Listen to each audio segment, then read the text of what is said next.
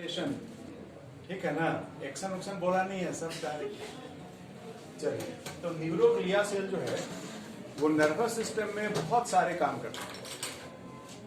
जैसे connective tissue का काम होता है बॉडी के बाकी हिस्सों में, उसी तरह से ये न्यूरोग्लिया सेल का काम होता है।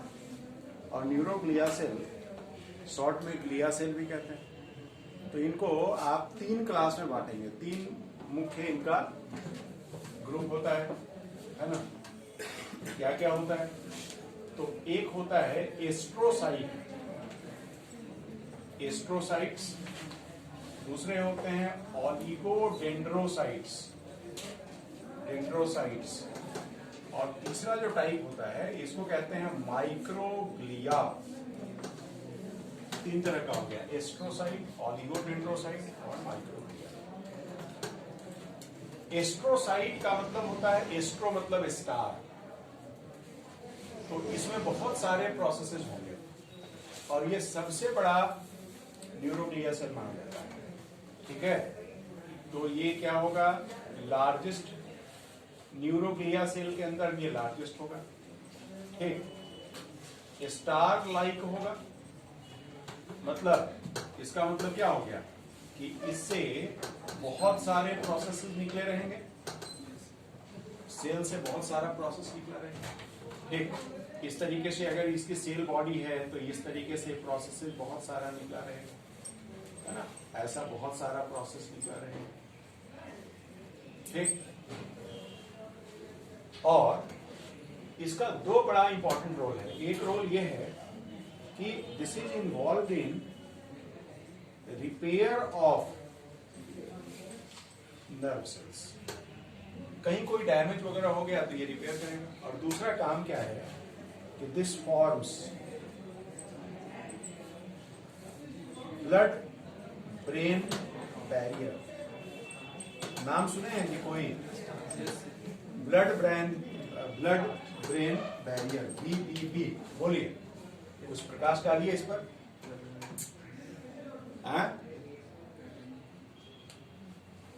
इस पर कुछ प्रकाश डालिए।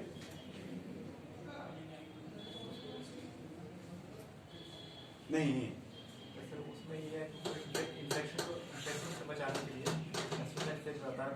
क्योंकि अगर ब्लड ब्रेन सब फिक्स हो जाएगा और ब्लड में कोई इन्फेक्शन होगा ब्रेन में भी हो जाएगा। नेचर ने ब्रेन सेल्स की सुरक्षा के लिए थोड़ा स्पेशल इंतजाम किया है ना। जैसे मान लीजिए कि आप किसी चीज को खाते हैं, वो डाइजेस्ट होता है, ब्लड में जाता है, तो ब्लड में जा करके वो ब्लड के थ्रू सारे शरीर में फैल जाता है, बॉडी के दूसरे सेल्स में इंटर करेगा मॉलिक्यूल।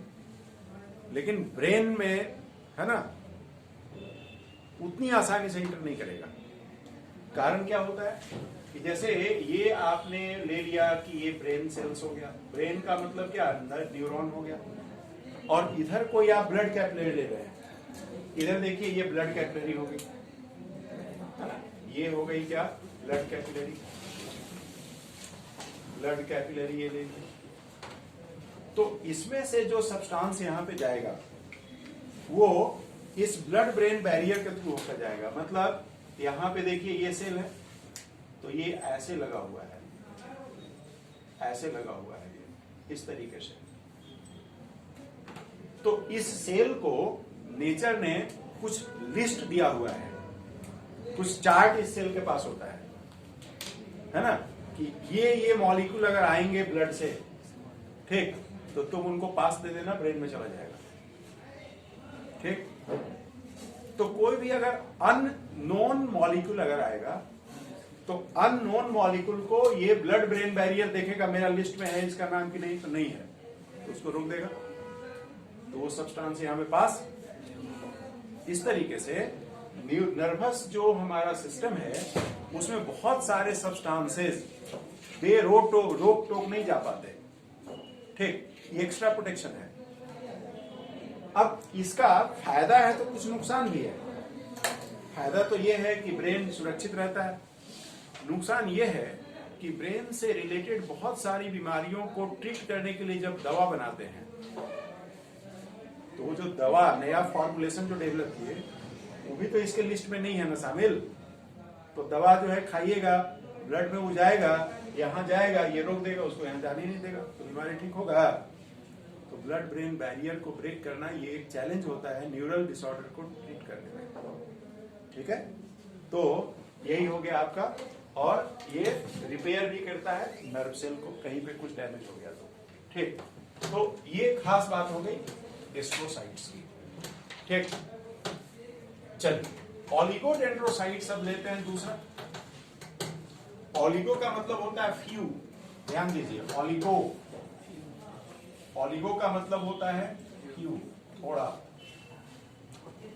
तो इसमें प्रोसेसेज है ना, डेंड्रोसाइट्स, ऐसा सेल जिसमें डेंड्रॉन लाइक प्रोसेसेज हो, तो प्रोसेस बहुत थोड़ा होगा, है ना, बहुत ज्यादा प्रोसेस नहीं होगा। और यहां पे देखिए क्या होता है कि इस ऑलिगोडेंड्रोसाइट को कहा जाता है Schwann cell of, also called Schwann cell of central nervous system. देखिए हम लोगों ने डायग्राम जो पढ़ा था तो देखा था कि स्वान सेल माइलिन शीथ बनाता था, है ना। तो माइलिन शीथ बनाने के लिए कौन सा सेल रेस्पॉन्सिबल था? यही था। लेकिन सेंट्रल नर्वस सिस्टम के जो न्यूरॉन होते हैं वहां स्वान सेल नहीं बनाता, वहां माइलिन शीथ कौन बनाएगा? समझ गए? मतलब कि ये अगर आपने सपोज कीजिए कि ये आपने एक टिश्यू, एक टीएस ले लिया है न्यूरॉन का, ठीक, तो इस तरीके से ये जो ऑलिगोडेंड्रोसाइट्स हो गए, ये ऑलिगोडेंड्रोसाइट यहां आएगा और इसके चारों तरफ ऐसे कोटिंग लगाएगा। ठीक, तो क्या कहते हैं कि this form myelin sheath in central nervous system. This forms myelin sheath in central nervous system। और माइलिन शीथ को ही मेडुलरी शीथ भी कहते हैं। ठीक है, तो ये देखिए ये ऑलिगोडेंड्रोसाइट हो गया, तो इसका प्रमुख काम ये होगा। माइक्रोग्लिया, माइक्रो मतलब छोटा, ठीक, तो ये माइक्रोग्लिया जो है ये सबसे छोटा वाला हो गया ग्लियल सेल, स्मॉलेस्ट हो गया। और इसका जो मेन रोल है, वह है फैगोसाइटोसिस। फैगोसाइटोसिस का मतलब होता है सेल ईटिंग। नर्वस सिस्टम के अंदर अगर कोई हानिकारक चीज चला गया, कोई इंफेक्शियस एजेंट चला गया, तो उसको खा करके ये खत्म करता है। शरीर में फैगोसाइटिक सेल फैला हुआ है पूरा। जैसे ब्लड में जाइएगा तो ब्लड में मोनोसाइट्स होते हैं, है ना, लीवर में कफर सेल्स होते हैं, लंग्स में डस्ट सेल होता है, स्प्लीन में रेटिकुलर सेल होता है, अलग अलग तरह के सेल्स होते हैं पूरे, जो कि आपके शरीर में कोई जर्म अगर घुस गया तो उसको खाकर, है ना। तो यहां पर मेन रोल इसका फैगोसाइटोसिस हो गया। ठीक, मतलब कि इस तरीके से जो हमने ये जो मान लीजिए कि सेल हमने ले लिया, इस तरीके से जो है हमने सेल ले लिया, ओके, ये तो प्रोसेस आप बना दिए। तो अगर यहाँ पे कुछ आएगा तो ये सब्सटेंस इसके कांटेक्ट में आएगा तो ये यहाँ पे ऐसा चला जाएगा और जाकर के फिर ये सेल के अंदर डाइजेस्ट हो जाएगा। ठीक, तो 3 काम हो गया, ये भी प्रोटेक्शन हुआ और ये भी प्रोटेक्शन हुआ और ये भी प्रोटेक्शन हुआ, ये सब काम। ठीक, तो न्यूरोग्लिया सेल का काम क्या है? प्रोटेक्शन। ठीक,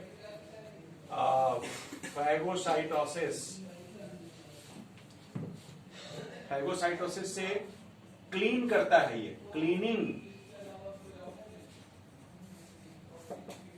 पैकिंग, ठीक, एटसेट्रा, ये सब न्यूरोग्लिया सेल के काम होते हैं। ओके, तो चलिए ये तो हो गया जी। अब आगे बढ़ते हैं हम लोग।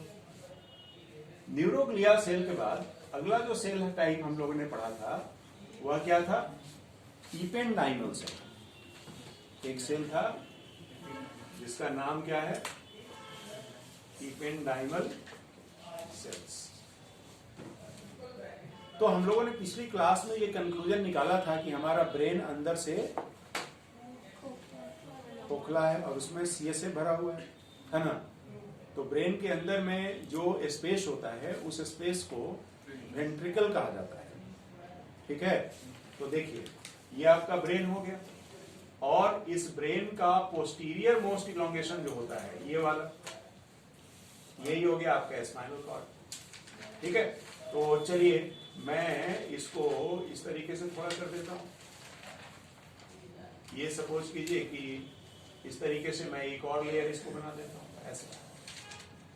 तो ये तो हो गया टिश्यू का लेयर, इस तरह से ये ब्रेन हो गया, और अंदर में ये हमारा है स्पाइनल कॉर्ड, और ये हो गया ब्रेन, ठीक। और ये हो गया ब्रेन वेंट्रिकल, और इसको कहते हैं central canal of spinal cord, ठीक। तो देखिए ये अंदर से एक सेल के द्वारा लाइंड होगा ऐसे, एक सेल की लाइनिंग इसमें होती है इस तरीके से, सेंट्रल कनाल में भी होता है और ब्रेन के वेंट्रिकल में भी होता है।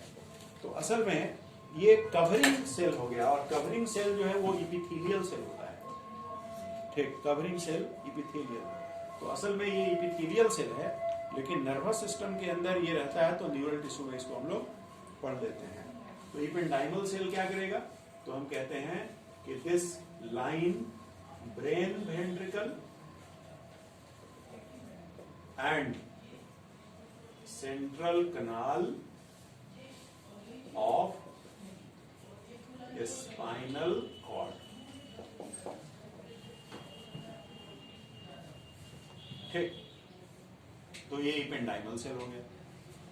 इस तरीके से न्यूरल टिश्यू भी हम लोगों ने कंप्लीट कर लिया, न्यूरल टिश्यू का कार्यक्रम पूरा हो गया।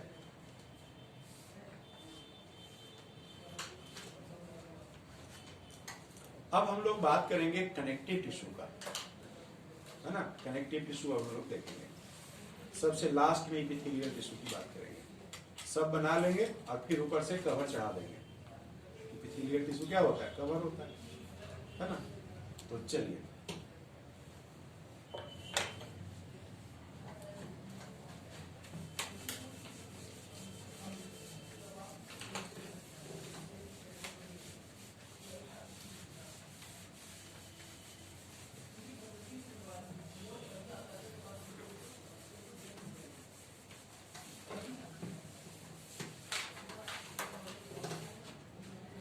तो अब हम लोग बात करने जा रहे हैं कनेक्टिव टिश्यू।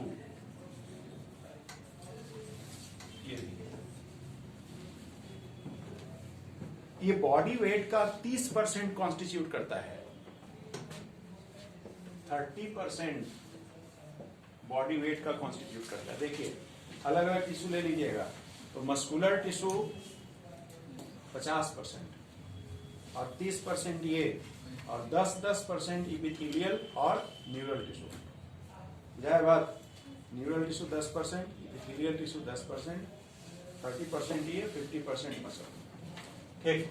हार्टविक एक साइंटिस्ट हो गए, हार्टविक कॉल्ड इट मेसेनकाइम। हार्टविक एक साइंटिस्ट हो गए, उन्होंने कनेक्टिव टिश्यू के लिए एक टर्म डाला, उसको मेसेनकाइम उन्होंने कहा, ठीक। मेसोडर्मल इन ओरिजिन होता है, मेसोडर्मल इन ओरिजिन।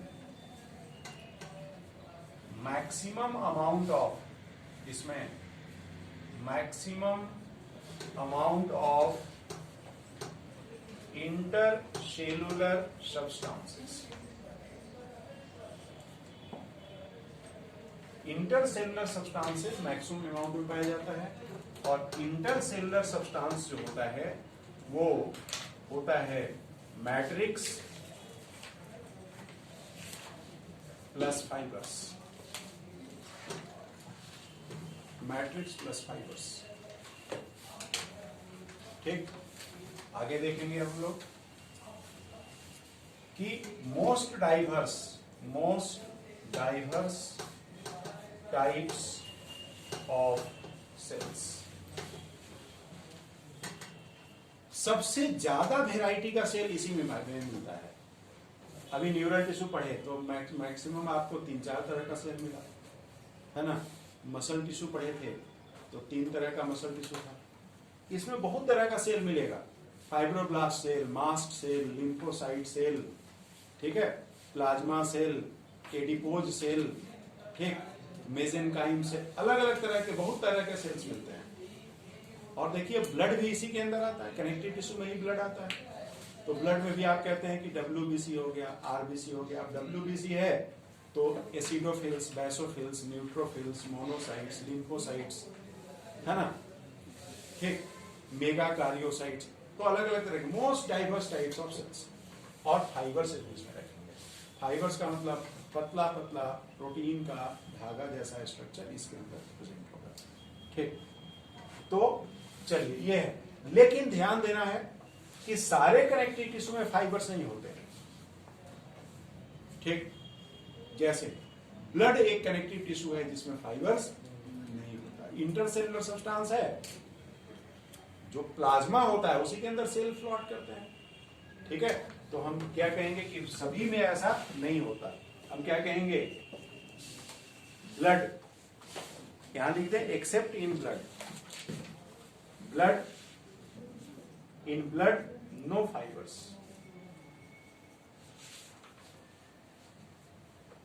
इसीलिए है ना, मैंने आपको कहा था कि ब्लड को कनेक्टिव टिश्यू नहीं मानते। क्यों नहीं मानते? क्योंकि मैंने आपको बताया था कि यह जो इंटरसेलुलर सब्सटेंस है यह सेल का सिक्रीशन होता है, समझे, जबकि ब्लड में जो प्लाज्मा है वो सेल का सिक्रीशन नहीं है। इसीलिए blood is not a true connective tissue. ठीक, ब्लड जो है ये not a true connective tissue. क्यों? क्योंकि मैंने आपको बताया था कि इंटरसेलुलर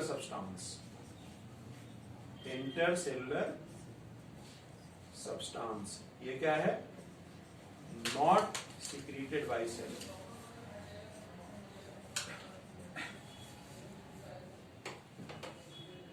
ठीक, अब देखिए क्वेश्चन मान लीजिए ऐसा आ गया, मोस्ट एबंडेंट प्रोटीन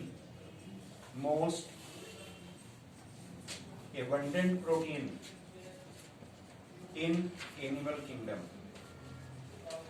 तो क्या कहेंगे आप?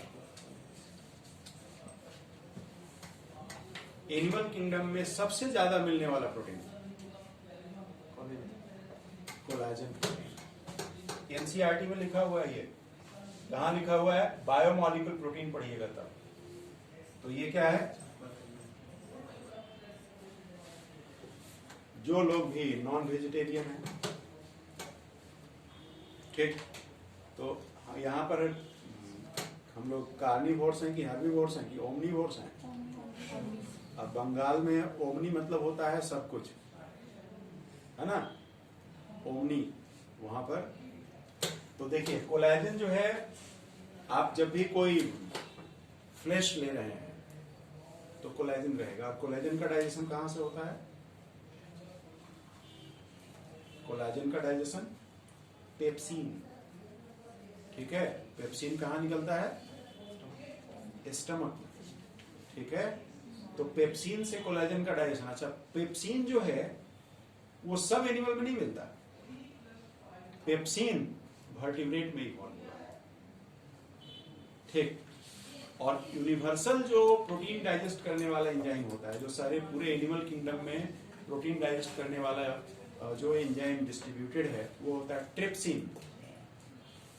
तो आपके बॉडी में ट्रिप्सिन कहां होता है? इंटेस्टाइन में। ट्रिप्सिन इंटेस्टाइन में रिलीज होता है ना। तो इंटेस्टाइन से निकलता है निकलता कहां से है? अजय, इंटेस्टाइन से निकलेगा। ट्रिप्सिन कहां से निकलेगा? लीजिए, इंटेस्टाइन में जो डाइजेस्टिव जो एंजाइम्स होते हैं उनके दो सोर्स हैं। एक तो इंटेस्टाइन का वॉल अपना, और दूसरा लीवर से कोई एंजाइम नहीं निकलता, लीवर से केवल बाइल निकलता है। दूसरा होता है पैंक्रिएटिक जूस, है ना, पैंक्रिएटिक जूस। तो पैंक्रिएटिक जो सिक्रीशन है उसमें बहुत सारे एंजाइम्स होते हैं, जैसे आपने सुना होगा ट्रिप्सिनोजेन, कीमोट्रिप्सिनोजेन, है ना, पैंक्रिएटिक एमाइलेज। चलिए, तो आगे हम लोग देखेंगे इसको, ठीक। और most abundant protein in universe biosphere, तो क्या होगा? फिर एनसीईआरटी में लिखा हुआ है ये बात। प्रोटीन जब आप पढ़िएगा बायोमोलिकुल में, तो प्रोटीन जहां खत्म होता है जिस लाइन में, राइट हैंड साइड पेज में ऊपर पैराग्राफ का तीसरा लाइन में लिखा हुआ है रूबिस्को, मोस्ट एबंडेंट प्रोटीन इन बायोस्फीयर। ठीक, रूबिस्को क्या होता है? राइबोलोज बिसफॉस्फेट कार्बोक्सिलेज ऑक्सीजनेज। ये एक एंजाइम है जो फोटोसिंथेसिस का काम करता है ना। तो ये भी मैं लिख दूं यहाँ, most abundant protein in animal kingdom. और दूसरा क्या आ गया? मोस्ट एबंडेंट प्रोटीन इन बायोस्फीयर, एबंडेंट प्रोटीन इन बायोस्फीयर। क्या है ये? शॉर्ट में इसको कहते हैं ऐसे, ये देखिए रूबिस्को शॉर्ट में, एक एंजाइम का शॉर्ट फॉर्म है। इसका पूरा नाम अगर लिखिएगा तो क्या हो जाएगा पूरा नाम जी? राइबोलोज। पूरा नाम क्या होता है? राइबोलोज बिसफॉस्फेट या बाइफॉस्फेट। ठीक, यहां तक हो गया, रूबिस हो गया। और सी से कार्बोक्सिलेज, और ओ से ऑक्सीजनेज। तो ये एक एंजाइम है, फोटोसिंथेसिस में ये लगा रहता है और क्लोरोप्लास्ट में पाया जाएगा, है ना। क्लोरोप्लास्ट के स्ट्रोमा पार्ट में, क्लोरोप्लास्ट में ग्रैना और स्ट्रोमा दो हिस्से होते हैं। तो ये मिलेगा कहां?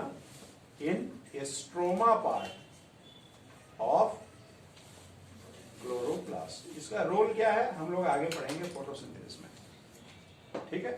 तो अभी के लिए तो इतनी बात। चलिए अब कनेक्टिव टिश्यू में आगे हम लोग डिस्कशन को बढ़ाते हैं।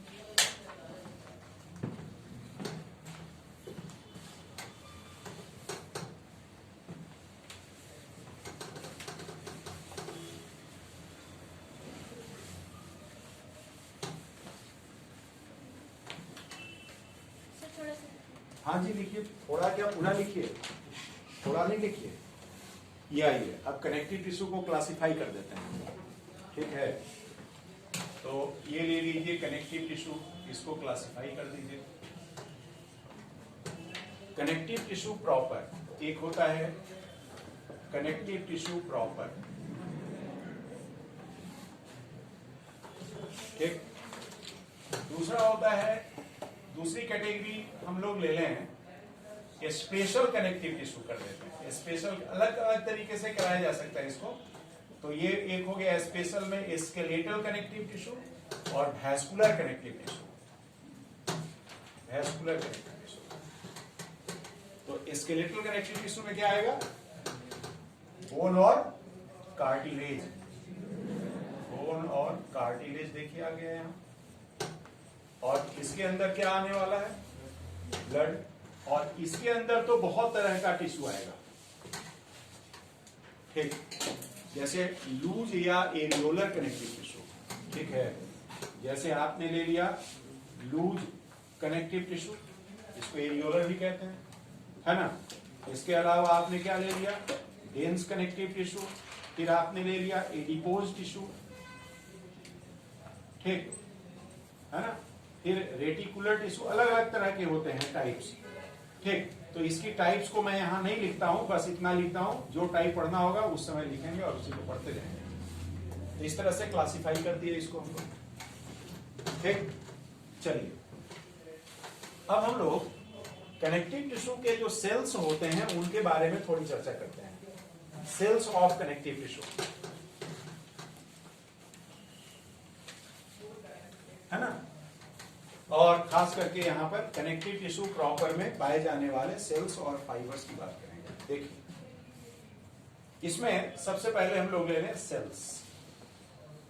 कनेक्टिव टिश्यू प्रॉपर में कौन कौन से सेल्स मिलते हैं, तो हम कहेंगे कि मैक्सिमम डाइवर्सिटी ऑफ सेल्स यहां मिलती है।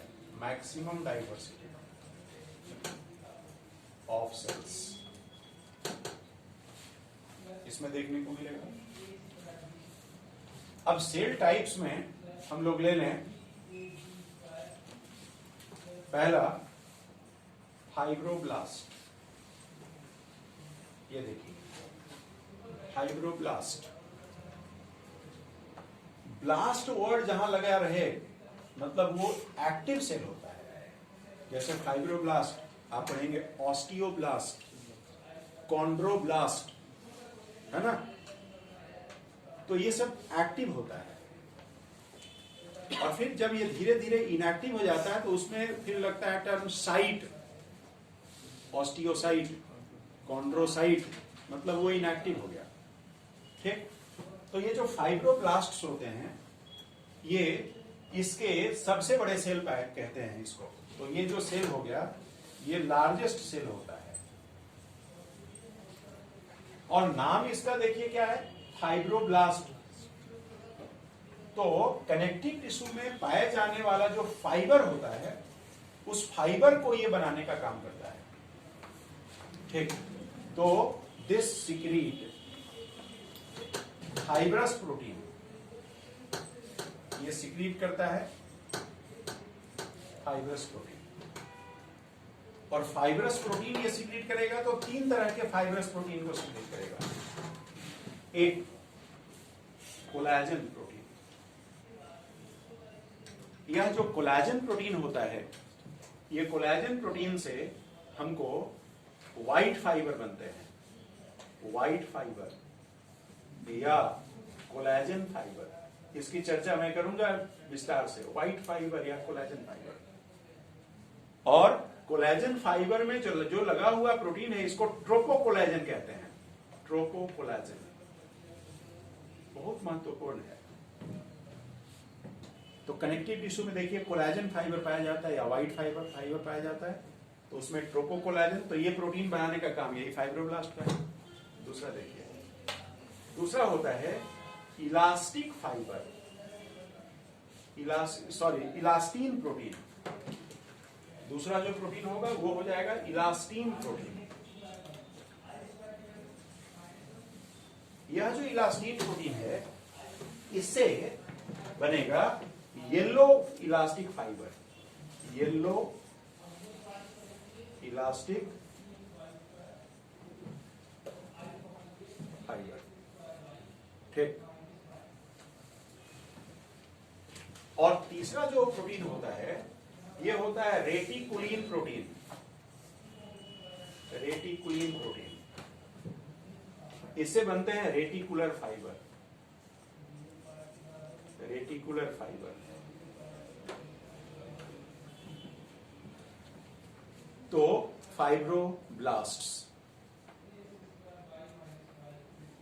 तो पहला सेल यह हो गया। इरेगुलर सेल होते हैं, लार्जेस्ट होते हैं, प्रोसेसेस आपको निकला हुआ रहेगा, मतलब कि इस तरीके का कुछ सेल आपको मिलेगा, है ना। इस तरीके का देखिए, ये सेल को हमने ऐसा कुछ लगा दिया, ये ऐसा सेल है, ऐसा, इसमें एक बड़ा सा न्यूक्लियस है।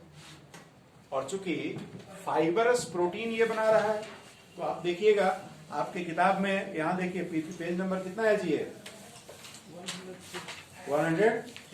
103 पेज खोलिए आप लोग, और उसमें देखिए, है ना, एक ग्रीन और ब्लू में फाइबर बना हुआ है। देखे, कोलाजन फाइबर है, लेबल किया हुआ है, नहीं किया हुआ है, देखिए वहां फाइब्रोब्लास्ट है, न्यूक्लियस है, उसी से सब फाइबर निकल रहा है। देख रहे हैं ना, समझ गए ना। तो इसी से देखिए इस तरीके से ऐसे फाइबर सब निकल रहा है, इसी में से फाइबर बन बन के निकल रहा है, यही फाइब्रोसाइट हो गया। फाइब्रोब्लास्ट हो गया। हम सारा सेल जो इस फोटो में बना हुआ है इसी को डिस्कस करने वाले हैं अभी। ठीक, तो पेज नंबर कितना है बाबू? ये 103।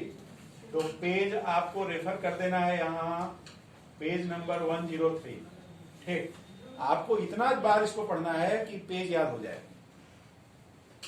कौन सा बात कहां लिखा हुआ है।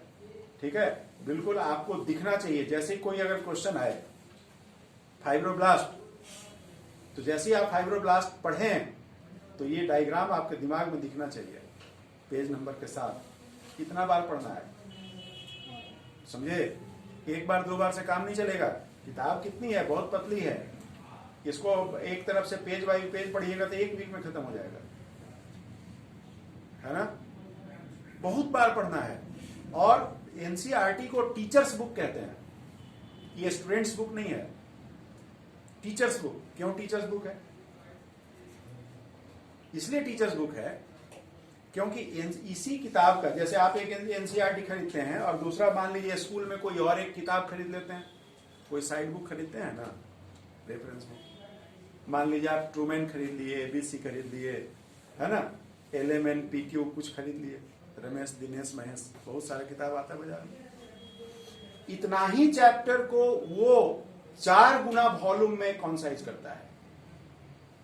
अगर इसमें 100 पेज है तो उस किताब में 400 पेज होगी। मतलब क्या हुआ? इसका जो 4 लाइन है वो उस किताब में 14 लाइन में लिखा हुआ है।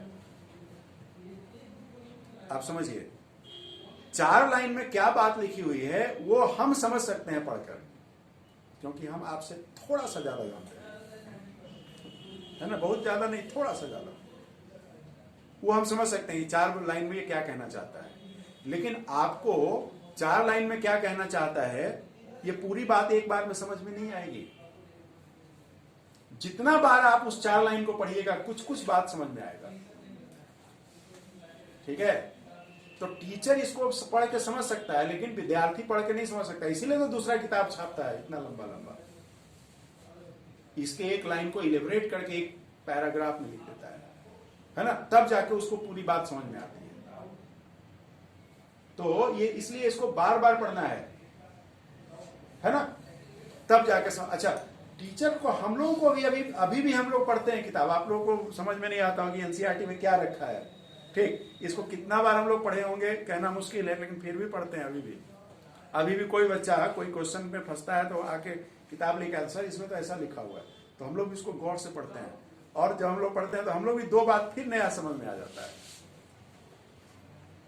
बहुत साइंटिफिकली बुक लिखा हुआ है।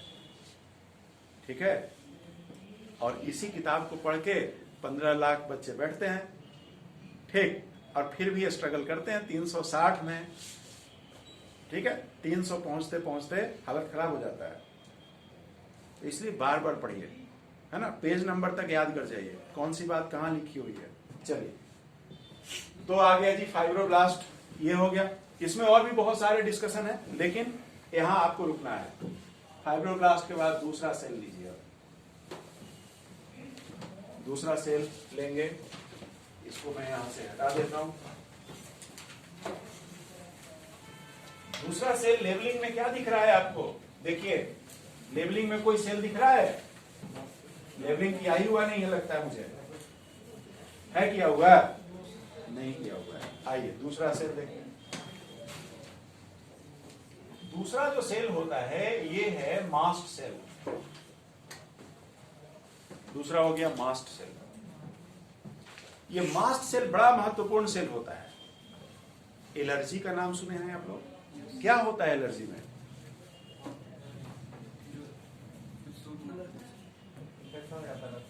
एलर्जी में क्या होता है? क्या आता है? लंग्स में इन्फेक्शन। एलर्जी तो किसी भी शरीर के किसी भी अंग में हो सकता है। कई लोगों को तो दिमाग में भी एलर्जी हो जाता है, टीचर को देख के भड़क जाता है। इंसान से भी एलर्जी किसी किसी को हो जाता है जी। हाँ? एलर्जी लंग्स में, वो अस्थमा की बात आप कर रहे हैं, है ना? अस्थमा एक एलर्जिक डिसऑर्डर है, नीट में आया था 2018 में।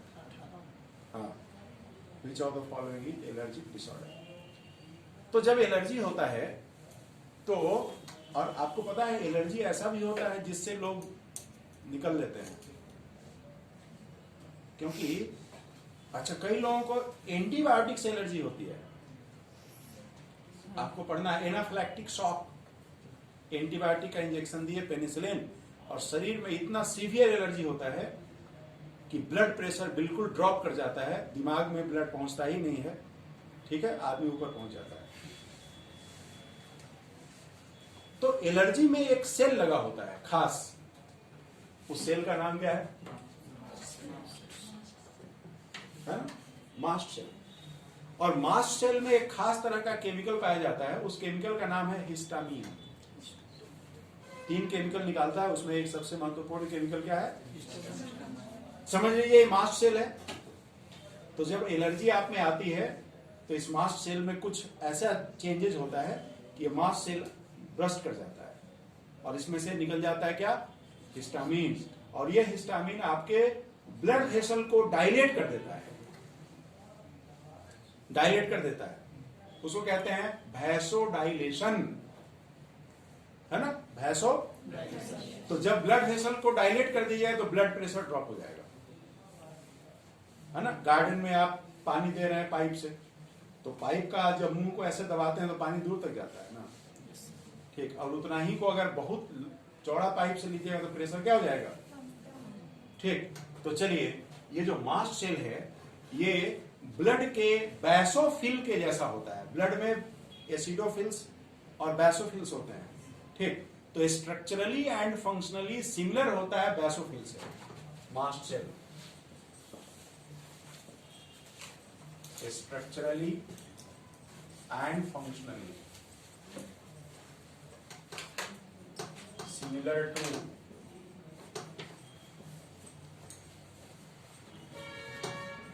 बैसोफिल्स, ठीक। ये क्या होता है, एक प्रकार का WBC है, और इसकी जो न्यूक्लियस होती है, ये न्यूक्लियस एस शेप्ड होती है, न्यूक्लियस ऐसा रहेगा इसका, ठीक है जी। ये इस तरीके का न्यूक्लियस होता है, आप इसको ट्राइलोब्ड कह दीजिए या इसको एस शेप्ड कह दीजिए। जब भी आप WBC पढ़ेंगे तो न्यूक्लियस के शेप से क्वेश्चन आता है। आप देखिएगा कि WBC में न्यूक्लियस का शेप बनाया हुआ है, एस शेप्ड है कि बाइलोब्ड है कि मल्टीलोब्ड है, वहां से सवाल आता है, ठीक। तो न्यूक्लियस जो है एस शेप्ड हो गया, है ना। इसमें आप कहेंगे तो 3 लोब बनता है, एक लोब इधर, एक मिडिल वाला, एक इधर, ठीक है। चलिए, अब ये क्या करता है, दिस सिक्रीट 3 इंपॉर्टेंट केमिकल, एक हिस्टामीन। हिस्टामीन जो है वो वैसोडाइलेटर होता है, वैसो मतलब यहां ब्लड वेसल है, समझे, है ना। तो ये ध्यान रखिएगा, है ना। कई बच्चा है आ जाता है, मान लीजिए कभी कभी हिंदी मीडियम का, तो उसको समझ आता है भैंसो मतलब भैंस के बारे में बोल रहे हैं क्या, ऐसा कुछ नहीं है, भैंसो ब्लड वेसल है। तो भैंसो डायलेटर हो गया तो ब्लड प्रेशर को क्या कर देगा ये, और कम 2 तरीके से करेगा। एक तो कि ब्लड वेसल को फैला देगा, डायलेट कर देगा, और ब्लड वेसल की परमिएबिलिटी को, उससे होकर के जो सब्सटेंस निकलता है ना, परमिएबिलिटी को बढ़ा देता है। तो ये क्या करता है, वैसोडाइलेशन करेगा एंड इंक्रीज। ऐसा जब मैं एक ऊपर का एरो लिखूं तो ये इंक्रीज, नीचे लिखूं decrease, increases permeability of blood capillaries. Blood की जो कैपिलरीज है उनकी परमिएबिलिटी को बढ़ा देगा। तो ब्लड कैपिलरी से बहुत सारा लिक्विड बाहर निकल जाएगा, बहुत सारा लिक्विड बाहर निकल जाएगा तो ब्लड प्रेशर ड्रॉप कर जाएगा। तो वैसोडाइलेशन है, ब्लड प्रेशर, ठीक। तो एक केमिकल ये आ गया। दूसरा केमिकल देखिए जी, कि दूसरा केमिकल जो होता है इससे निकलता है वो है, दूसरा केमिकल जो निकलता है वो है सेरोटोनिन। ये देखिए इसका दूसरा नाम है 5-HT। 5-HT का फुल फॉर्म हाइड्रोक्सी ट्रिप्टामीन। किसको कहते हैं? 5-हाइड्रोक्सी ट्रिप्टामीन। ये देखिए सेरोटोनिन, इसका काम उल्टा है। ये वैसो कॉन्स्ट्रिक्टर होता है, ये होता है वैसो कॉन्स्ट्रिक्टर। जैसे मान लीजिए कि कहीं शरीर के किसी हिस्से में मान लीजिए कट लग गया तो वहां से ब्लड निकलने लगता है, ठीक है। तो होम्योस्टैसिस की दो मैकेनिज्म। होम्योस्टैसिस का मतलब होता है शरीर के इंटरनल इन्वायरमेंट को मेंटेन रखना। तो इंटरनल इन्वायरमेंट में ब्लड की वॉल्यूम भी आती है ना, ब्लड की वॉल्यूम, बॉडी का टेम्परेचर, ठीक है, सॉल्ट का कंसंट्रेशन, ब्लड में ग्लूकोज की मात्रा, ये सब, ठीक है। तो डैमेज टिश्यू से एक्सेसिव ब्लड लॉस ना हो जाए उसके लिए क्या है, ठीक। और तीसरी बात, तीसरा जो केमिकल इससे निकलता है वह है हिपैरिन। हिपैरिन, तो यह जो हिपैरिन होता है ये नेचुरल एंटी कोगुलेंट है। ब्लड वेसल को के अंदर ब्लड को क्लॉट होने नहीं देता। यह है नेचुरल एंटी। एक एनिमल होता है जिसके सलाइवा से एंटीकोगुलेंट निकलता है ना, हिरुडीन, लीच, हिरुडिनेरिया, है ना। तो लीच के सलाइवा से हिरुडीन निकलता है जो कि ब्लड को क्लॉट नहीं होने देता, ठीक है। तो पुराने जमाने में जब सर्जरी होती थी तो सर्जरी वाले साइट पर लीच को चिपका दिया जाता था, है ना। सोचते होंगे आप लोग कि एक तो सर्जरी ऊपरे से लीच, हाँ जी, लगा दिया तो उसका फायदा है। तो हिपैरिन आपने लिया, ये नेचुरल एंटीकोगुलेंट हो गया। तो मास्ट सेल जो है वो 3 बहुत ही महत्वपूर्ण केमिकल निकालता है। तो पहला हो गया फाइब्रोब्लास्ट, दूसरा हो गया मास्ट सेल, तीसरा पे आ जाइए। तीसरा ले लीजिए सेल। तो सेल नंबर 3 की चर्चा करते हैं हम लोग, है ना। सेल नंबर 3, सेल नंबर 3 जो होता है ये हो गए फैगोसाइटिक सेल्स। फैगोसाइटिक सेल्स, इनको कहते हैं माइक्रोफेजेज या हिस्टियोसाइट्स। ये देखिए इनका नाम ये भी है, हिस्टियोसाइट्स, माइक्रोफेजेज। माइक्रो मतलब बड़ा और फेजी मतलब खाना, ठीक। जाइंट ईटर सेल, इसको कहते हैं giant eater cell, microphage, giant eater cell. और ये बनता कैसे है? तो देखिए ब्लड में एक खाने वाला सेल है, उसको कहते हैं हम लोग मोनोसाइट्स, ठीक है। और न्यूट्रोफिल भी एक होता है, न्यूट्रोफिल को कहा जाता है माइक्रो पुलिसमैन और मोनोसाइट को कहा जाता है मैक्रो पुलिसमैन। जैसे मान लीजिए कहीं कोई टिश्यू डैमेज हो गया तो सबसे पहले दौड़कर छोटा पुलिस वाला पहुंचेगा कि बड़ा पुलिस वाला? छोटा पुलिस वाला। मान लीजिए कहीं कुछ घटना होगी तो पहले छोटा पुलिस वाला आएगा, फिर रिपोर्ट देगा, फिर बड़े अफसर आएंगे, सिचुएशन संभालेंगे। तो ब्लड में इंफेक्शन के साइट पर पहले सबसे पहले पहुंचने वाला जो सेल होता है उसको कहते हैं न्यूट्रोफिल, और उसकी संख्या बहुत अधिक होती है ना, है ना। किसी शहर में ऐसा नहीं ना है कि 100 एसपी होंगे, बड़ा अधिकारी कम होगा, ठीक, छोटे अधिकारी की संख्या अधिक होगी। तो सबसे ज्यादा 62% करीब न्यूट्रोफिल होता है ब्लड में, है ना, ठीक। और उसको कहते हैं micro policeman, first cell to reach at the site of infection. और उसके बाद होता है मोनोसाइट्स, उसको कहा जाता है मैक्रो पुलिसमैन, बड़ा बड़ा अफसर है, ठीक। तो ये जो मोनोसाइट्स होते हैं, जब बहुत सारे ये मोनोसाइट जो है वो फैगोसाइटिक है, जब बहुत सारे सेल मिल जाते हैं तो एक बड़ा सेल बनता है, उसको क्या बोलते हैं? माइक्रोफेजेस, माइक्रो MAC बड़ा, है ना, खूब बड़ो, बंगला में बोलते हैं खूब बड़ो, है ना, भीषण, दुर्दांतो, ये सब वर्ड है बंगला में बोला है। तुम लोग बंगला में कोई हो कि नहीं? नहीं हो, हैं? अच्छा चलो। तो ये देखिए जाइंट ईटर सेल हो गई है, और ये क्या करेगा कि बॉडी में कनेक्टिव, ये जो है कोई भी तरह का इंफेक्शियस एजेंट आ जाएगा तो उसको पकड़ेगा, आप पकड़ के खा के खत्म करेगा, है ना। तो ये जो माइक्रोफेज हो गए वो बॉडी के अलग अलग लोकेशंस पर रहते हैं, ठीक। जैसे देखिए लीवर, ये बहुत ही महत्वपूर्ण अंग है आपके शरीर का। आप कुछ भी खाते हैं, डाइजेस्ट होता है, ब्लड में जाता है, तो जब वो ब्लड में जाता है ना, एलिमेंट्री कनाल से जो ब्लड वेसल निकलती है, वो ब्लड डायरेक्ट हार्ट को नहीं पहुंचता है,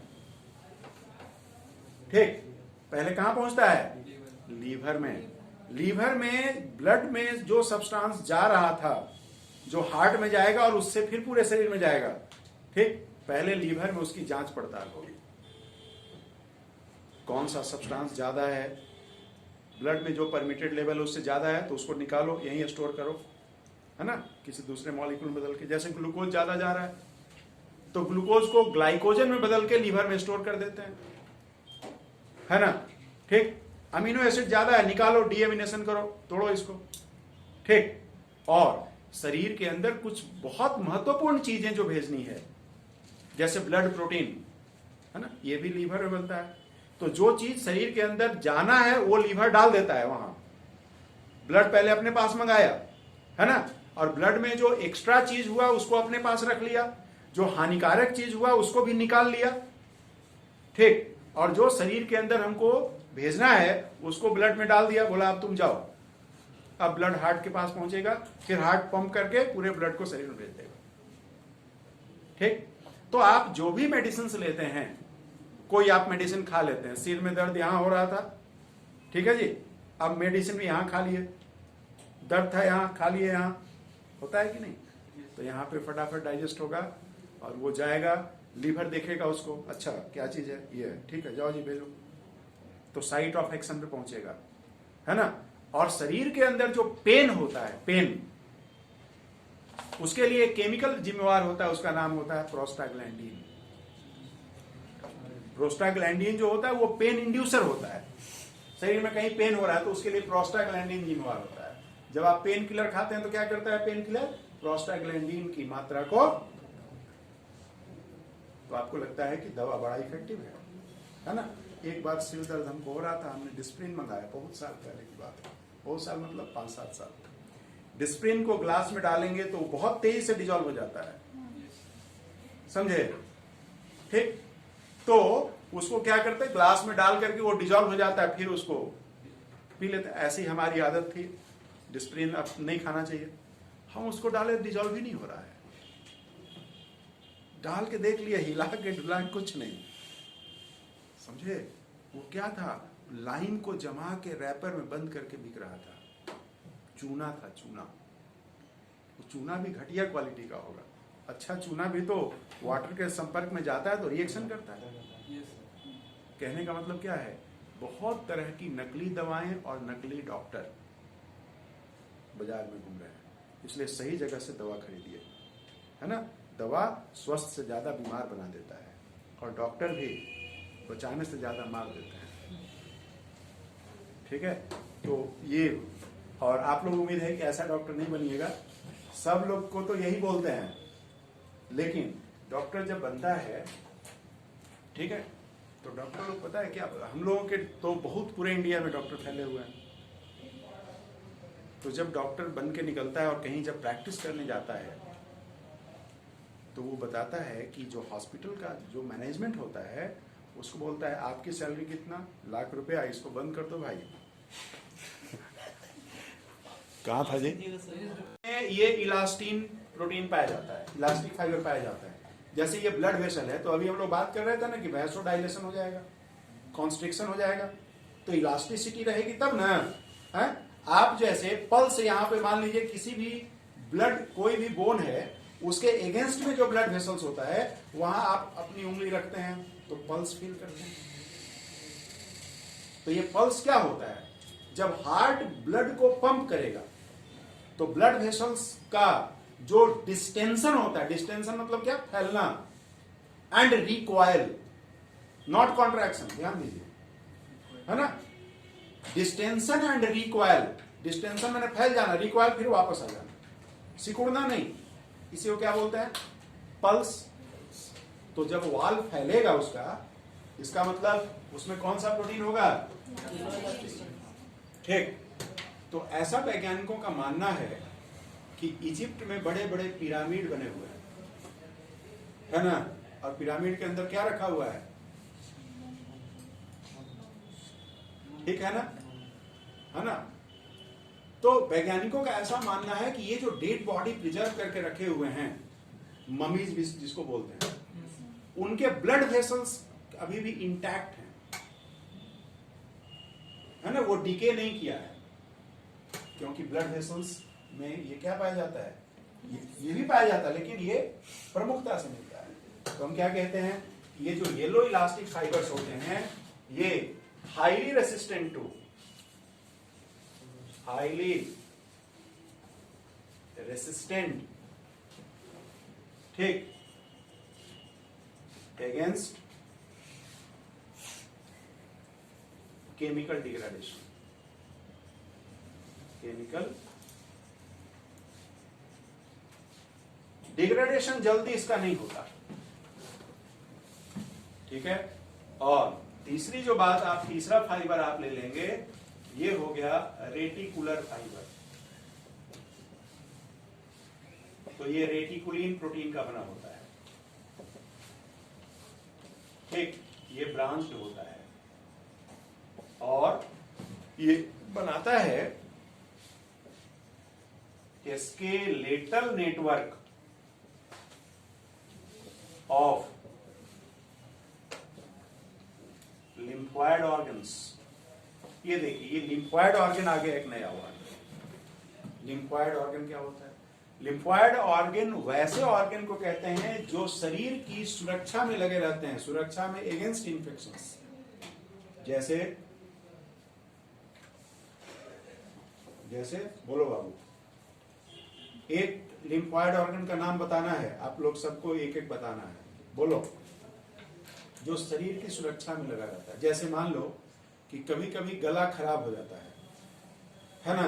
गले में दर्द होने लगता है, कुछ खाने पीने में भी गला में दर्द होने लगता है, तो क्या बोलते हैं उसको? टॉन्सिल। टॉन्सिल हो गया कि टॉन्सिल बढ़ गया? टॉन्सिल तो रहता ही है, थोड़ा वो इनलार्ज हो गया, है ना? देखिए, ठीक। तो ये जो टॉन्सिल है, ये लिम्फॉइड ऑर्गन है। आपका जो गला है, जहां से जा रहा है ना भोजन, उसके आसपास में बहुत से लिम्फॉइड ऑर्गन का एक रिंग होता है, उसको कहते हैं वॉल्डेयर्स रिंग। दो ठो ऊपर में लिम्फॉइड, है ना, टिश्यू, दो ठो साइड में, नीचे में आपका जो टंग होता है उसके बेस पर लिंगुअल टॉन्सिल, फेरेंजियल टॉन्सिल, अलग अलग तरह के टॉन्सिल्स होते हैं, पूरा घेर के रखे हुए हैं। और कहीं पर भी, तो एक तो हो गया देखो बाबू टॉन्सिल, तो टॉन्सिल बढ़ गया, इसका मतलब क्या? शरीर में इंफेक्शन हुआ है, उससे ये लड़ रहा है। टॉन्सिल लड़ने वाला ऑर्गन है ना, तो शरीर में अगर कोई इंफेक्शन हुआ तो ये ऑर्गन एक्टिव हो गया, ज्यादा एक्टिव हो गया। तो ये अपने आप में कोई बीमारी नहीं है, बीमारी पैदा करने वाले जो आपके शरीर में घुसे हैं उनसे ये फाइटिंग कर रहा है, ठीक। तो एक तो ये हो गया। दूसरी बात, लिम्फ नोड्स देखिए होते हैं, क्लास 12 वाले आप पढ़े होंगे इम्यून सिस्टम में। लिम्फ नोड्स आपके शरीर में जगह जगह जगह जगह पे गांठ होता है। जैसे कभी मान लीजिए इधर में कोई घाव हो गया, कोई चोट लग गई, तो आप देखते हैं ग्लैंड स्वेल कर जाता है इधर इधर, ये लिम्फ नोड्स होता है, ये भी लिम्फॉइड होता है, ठीक। यहां बीचों बीच थाइमस होता है, थाइमस, यहां चेस्ट रीजन में थाइमस, ठीक है, ये भी लिम्फॉइड होता है ना, ठीक है। स्प्लीन लिम्फॉइड ऑर्गन है। एलिमेंट्री कनाल से एसोसिएटेड लिम्फॉइड, बहुत सारे लिम्फॉइड ऑर्गन्स होते हैं, तो लिम्फॉइड ऑर्गन का जो स्केलेटन बनाता है, जैसे स्प्लीन है, तो स्प्लीन के अंदर का सारा जो व्यवस्था होगा, अंदर में जो टिश्यू बनेगा, उसके लिए नेटवर्क तैयार करना किसका काम है ये? और ये किस प्रोटीन का बना हुआ है? रेटिकुलिन प्रोटीन का। समझ गए? तो ये फाइबर हो गए। और तीसरा ग्राउंड सब्सटेंस ले लीजिए। ग्राउंड सब्सटेंस अभी आपको समझ में आ जाएगा, है ना? तो इंटरसेलुलर सब्सटेंस में फाइबर ले लिए और दूसरा ग्राउंड सब्सटेंस ले लिए। इसके बाद ले लीजिए ग्राउंड सब्सटेंस। तो ये जो ग्राउंड सब्सटेंस होते हैं, ये म्यूकोपॉलीसैकेराइड का बना होता है। म्यूकोपॉलीसैकेराइड का बना होता है। म्यूकोपॉलीसैकेराइड को देखिए समझना है, ठीक? तो इसका बेस्ट एग्जांपल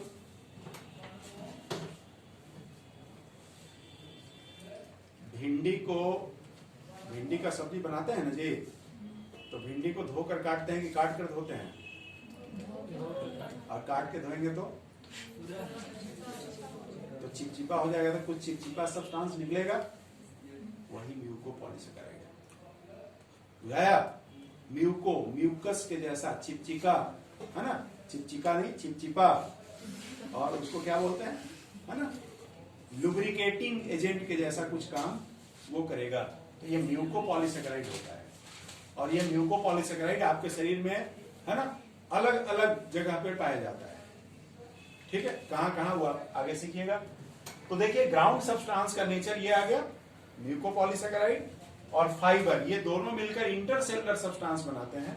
और फिर उसके अंदर क्या पड़ा रहेगा? सेल पड़ा रहेगा। ठीक? तो ये तो हो गया जी फाइबर और सेल कौन कौन सा है। अब आप आइए, हम लोग टाइप्स ऑफ कनेक्टिव टिश्यू में, अब कनेक्टिव टिश्यू प्रॉपर के अंदर लूज या एरियोलर कनेक्टिव टिश्यू पढ़ने जा रहे हैं। कनेक्टिव टिश्यू प्रॉपर में लूज कनेक्टिव टिश्यू, उसमें एरियोलर होगा। यहां पे देखिए हेडिंग दिया है ना, क्या हेडिंग दिया है? ये फोटो किसका बना हुआ है? नीचे देखिए। अरे बालक, इस फोटो के नीचे पढ़ो ना लेबलिंग।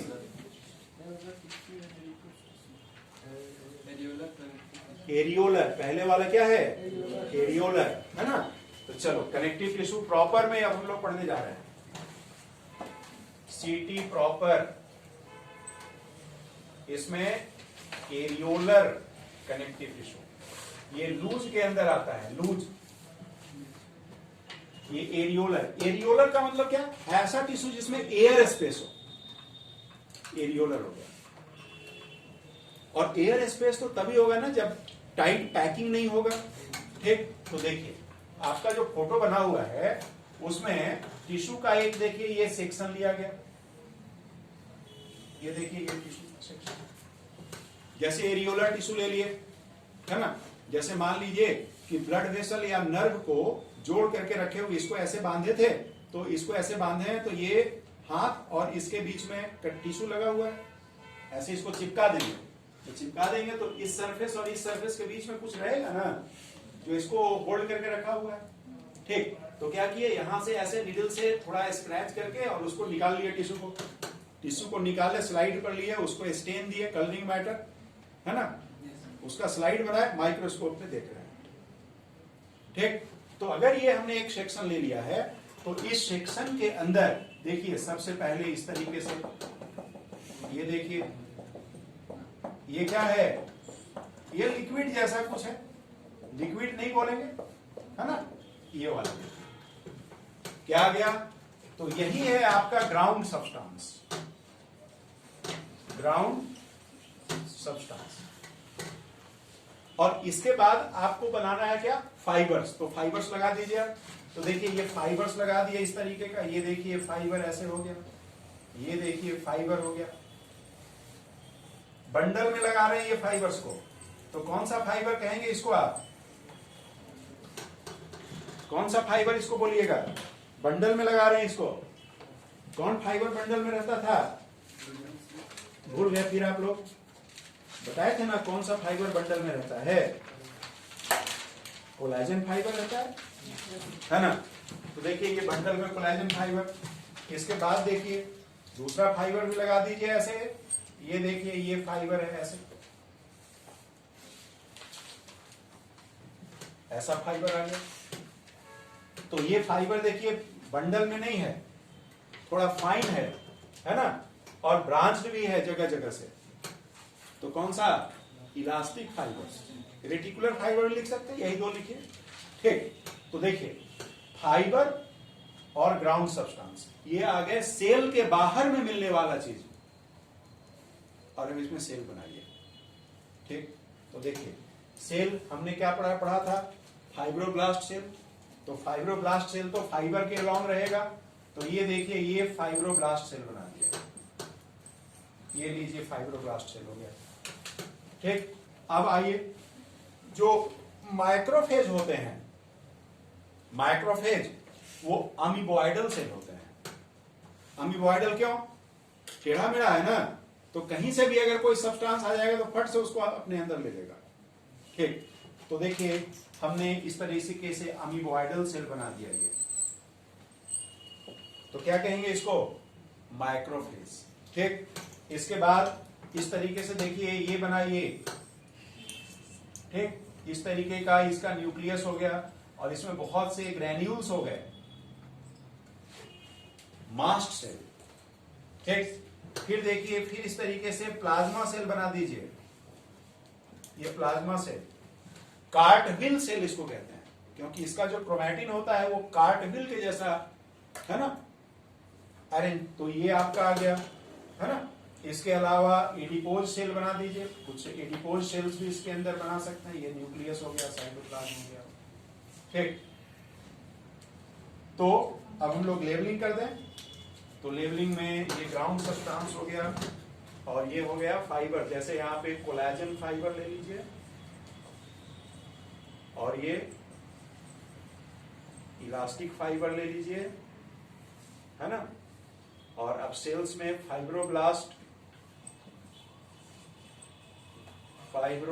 सेल ये ले लीजिए, मास्ट सेल ये आप इधर ले लीजिए, माइक्रोफेज या हिस्टियोसाइट, एडिपोज सेल, ये प्लाज्मा सेल, और ले लीजिए इधर लिम्फोसाइट,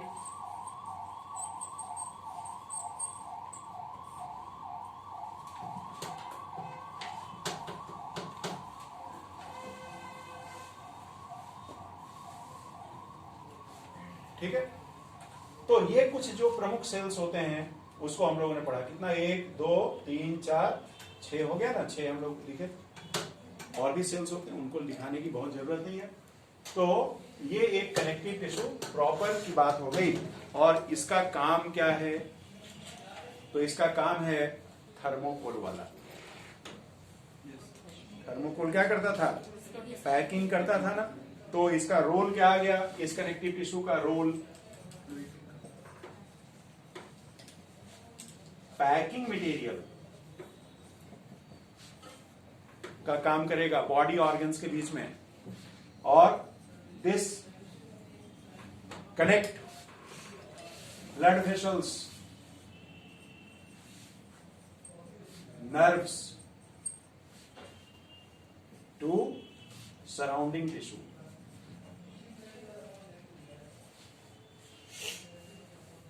सराउंडिंग टिश्यू से ये कनेक्ट करके रखेगा, पैकिंग मटेरियल का काम करेगा।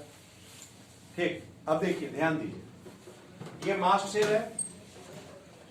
तो हमने मास्ट सेल को यहां किनारे बनाया है, मास्ट सेल को यहां नहीं बनाया। कारण क्या है कि ये देखिए ब्लड वेसल है, यहां से ब्लड कैप लेनी जा रही है, ये ब्लड कैप लेनी जा रही है। तो इसका सिक्रीशन कहां जाना था? ब्लड में नहीं जाना था। इससे क्या निकलता था? हिपैरिन, हिस्टामिन, है ना, सेरोटोनिन, ये सब जाना था ऐसे। मतलब ब्लड वेसल के किनारे किनारे ये जो टिश्यू रहेगा तो उसमें किनारे किनारे ब्लड वेसल से लगा हुआ ये रहेगा, ताकि इसका सिक्रेशन आराम से इसमें चला जाए, है ना, डिफ्यूज होकर के।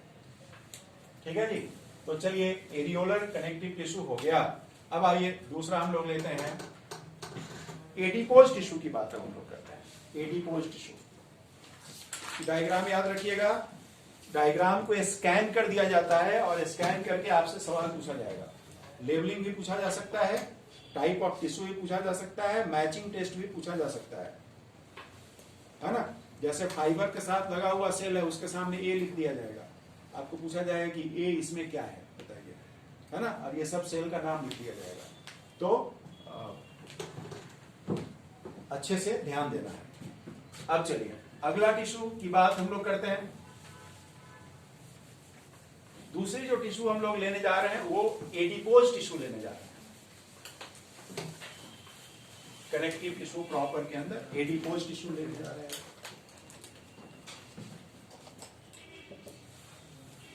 एडिपोज टिश्यू ये फैट स्टोरिंग टिश्यू होता है। इसका काम है fat storing. Fat storing tissue. और फैट को स्टोर करने वाले जो सेल्स होते हैं, सेल्स, इनको आप क्या बोलोगे? एडिपोसाइट्स। ठीक। अब देखिए सेल तो ऐसा था, सेल ऐसा था शुरू में, सब आप समझिए डिफरेंशिएशन प्रोसेस को। सेल ऐसा था शुरू में, सब सेल जैसा होता है वैसे ही था। इसको कहा गया तुमको फैट स्टोर करना है साहब। तो फैट स्टोर करने के लिए तुम ज्यादा से ज्यादा जगह बनाओ अपने अंदर, है ना। तो फैट का ग्लोब्यूल स्टोर करना है। तो इसने क्या किया, अपने अंदर फैट का ग्लोब्यूल देखिए इकट्ठा कर लिया। ये फैट का ग्लोब्यूल हो गया। थोड़ा साइज बढ़ाया, फैट का ग्लोब्यूल ऐसे कर देंगे तो न्यूक्लियस बीच में रह पाएगा। अब न्यूक्लियस किनारे चला गया और साइटोप्लाज्म देखिए ऐसे पेरिफेरल हो गया। तो साइटोप्लाज्म की मात्रा भी थोड़ी घट गई। ऐसा नहीं लग रहा है कि एक रिंग बन गया, अंगूठी बन गई। और इसमें फैट ग्लोब्यूल कैट हुआ है एक।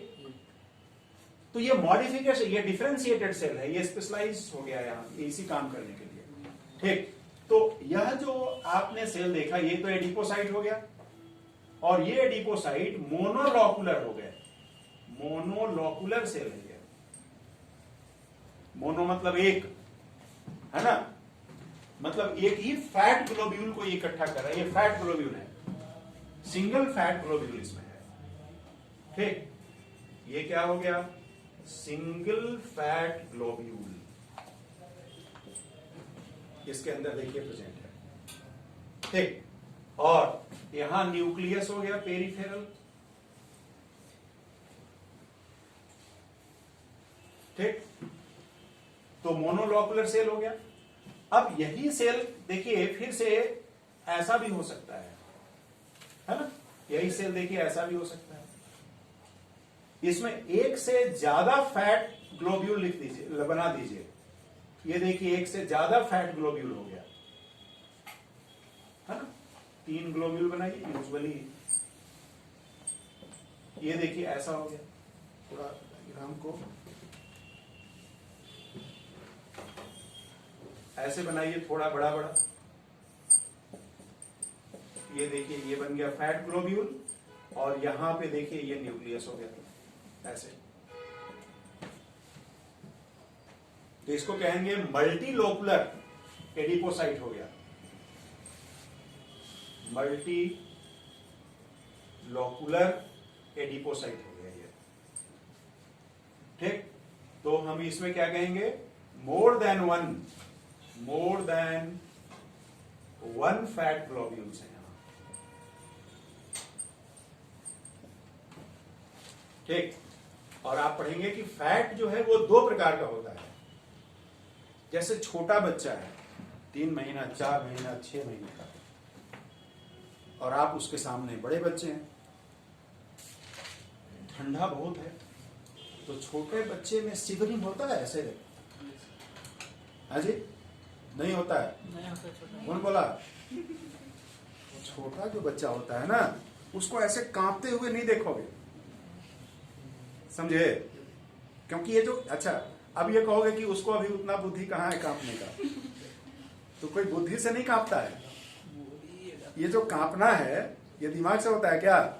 अभी भले ही हम दिमाग से सोच के कांप रहे हैं, ठंडा लगेगा तो अपने आप। ये क्या है? ये एक तरह से जब आप ऐसे करते हैं तो मसल का एक्टिविटी बढ़ जाता है, उससे हीट जनरेट होता है, ठीक? तो छोटा बच्चा ऐसा क्यों नहीं करता है ना? उसमें खास तरह का फैट पाया जाता है, उसको कहते हैं ब्राउन फैट, ठीक? और आपके शरीर में ब्राउन फैट बहुत कम मिलता है, बहुत थोड़ा मोड़ा मिलता है। और ब्राउन फैट जो होता है ना, आपके शरीर में मिलता है व्हाइट फैट।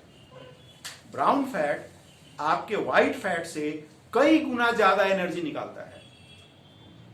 इसलिए जो हाइबरनेटिंग एनिमल्स होते हैं और जो न्यू बॉर्न है ना बेबी, उनमें ब्राउन फैट पाया जाता है। और ब्राउन फैट के अंदर यह जो सेल होगा, मैं एक लाइन यहां लिख दूं कि ये मोनोलोकुलर कहां पाया जाएगा? ये कहां मिलेगा? व्हाइट फैट में। और मल्टीलोकुलर देखिए ये मिलता है ब्राउन फैट में। ब्राउन फैट और व्हाइट फैट की और चर्चा अभी हम लोगों को करनी है, देयरफॉर, ठीक है? अब हम लोग यहां पर क्या लिख दिए? टू बी कंटिन्यूड, ठीक? तो आज की कथा इतनी ही है, फिर हम लोग अगली क्लास में यहां से कार्यक्रम को शुरू करेंगे, आगे बढ़ाएंगे। एनसीईआरटी रीडिंग लगा लीजिएगा, है ना, जितना मिलेगा, और बाकी लोगों को